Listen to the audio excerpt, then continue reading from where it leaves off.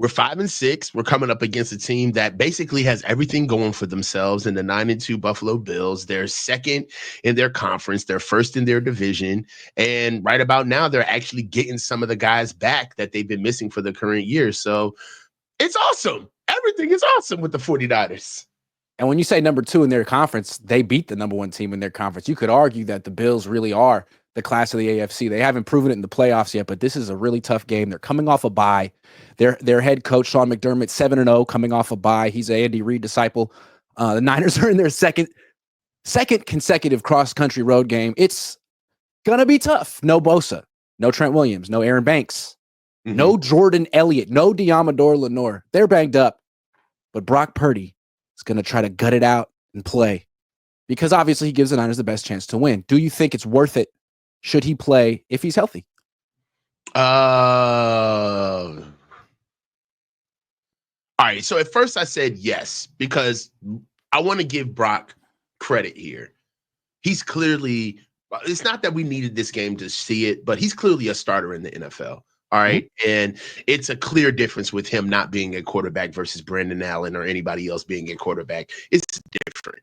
All right. So for that, yeah, I understand that. And then also, if you want to look at and say, something along the lines of his contract years is at stake, so he needs to be playing as much as possible. We need to remember that the Niners do not have to sign Brock. This isn't a make it or break it year where he has to get paid, that we have to get to the negotiation table. Ideally, it would be nice, but it's not something that has to be done. Thirdly, the injuries that you just mentioned, if Brock is what they say he is, if they see him as a starter and the money that we're talking about is franchise money, then you have to start looking at his protection moving forward into this game. I mean, the defense that we're coming up against, these guys are for real. We're playing against a real team. They're a buzzsaw of a team that do not care about us. The entire mantra for the Buffalo Bills this entire week is not letting us get a trap game. They know how desperate we are, and they're coming here they've got bigger fish to fry other than us saving our season. The only reason why I bring that up is because there's a possibility of not only having Trent gone, but Aaron Banks as well. The entire left side of that offensive line is going to be gone. Potentially. And I shudder to think, Brock has had 2 injuries on his throwing arm. We're talking about the future of what he's supposed to be doing for this franchise and by way of the contract coming up. And I am kind of changing my mind. I do think that maybe it'd be best for us to see what Josh Dobbs can do. But I get it. That's not the way that's not the way we do things here with the 49ers. Brock will play if he can go. But I'll close with this. If he does play, which he will, I think that he needs to be playing with a short leash. If this thing gets out of hand, I think he's got to get yanked immediately. We can't have him out there getting hurt.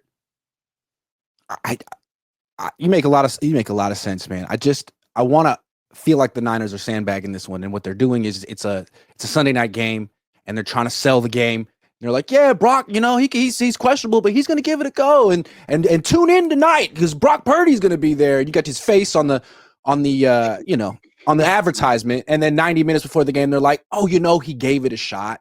He really wanted to play. He's not going to go. He can't go, but he felt great.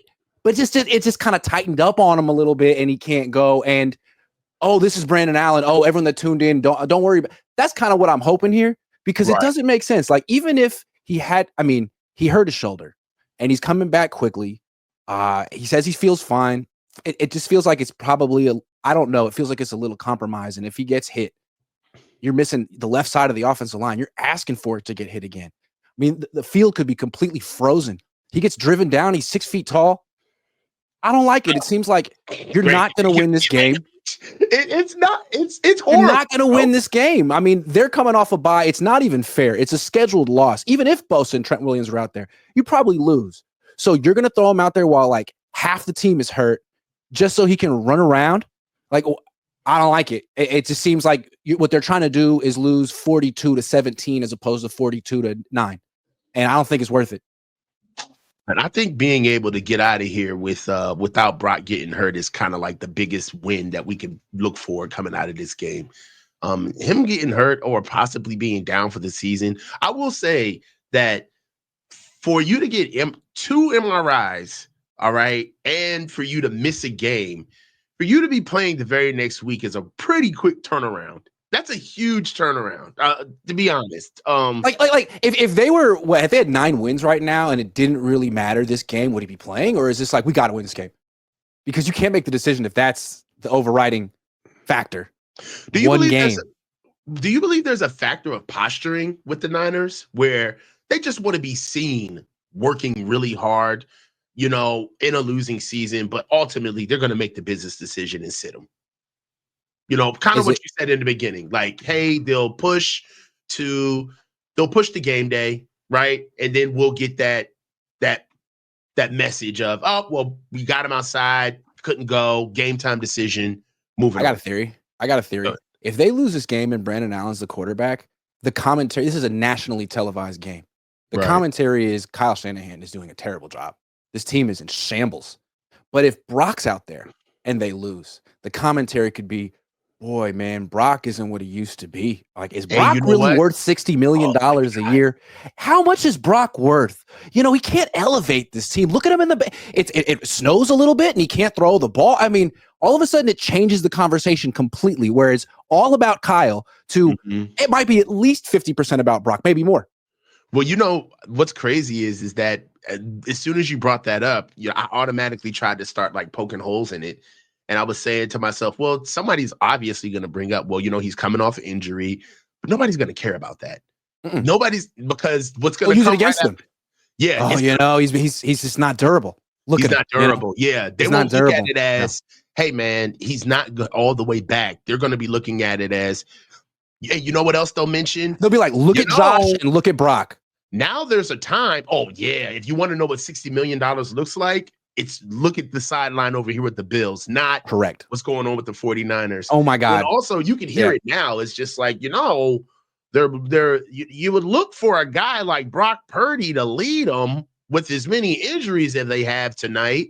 And he just seemed to not be able to get it done.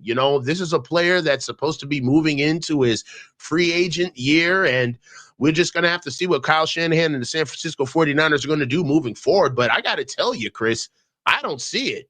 Now, he's 5-6 this year. I mean, look at his numbers over his last 16, 17 starts. He had a great start to his career, but the last 17 games have been anything but $50 million a year. I just don't see how they could justify it. And it's going to go. Suffice it for me to say, Brock Purdy has regressed to the mean. I mean, the fairy tale is over, folks. We've seen the level best of what he can do.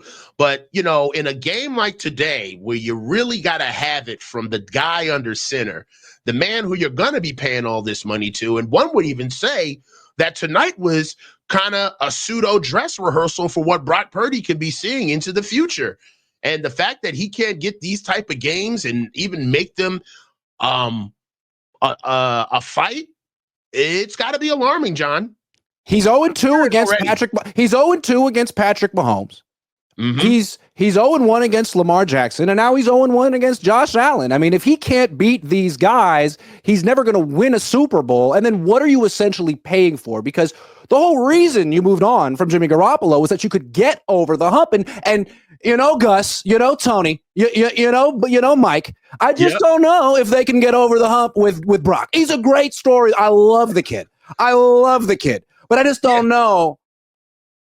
Oh, my so God. I really believe but what was the conversation last week in Green Bay? And this team can't tackle. This team's unprepared. This team is really poorly coached in all 3 phases. What is going on? How is Brandon Allen the backup quarterback of this team? What is happening here? That was the conversation last week.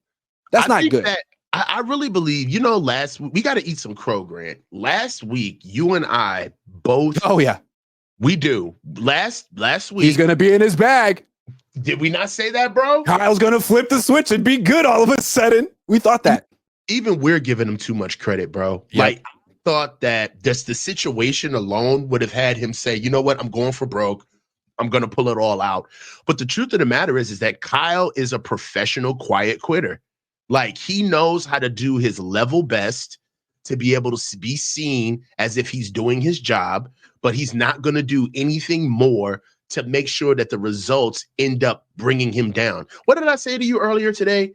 I say Kyle is falling down from the tree of success, and he's grabbing every branch on the way down.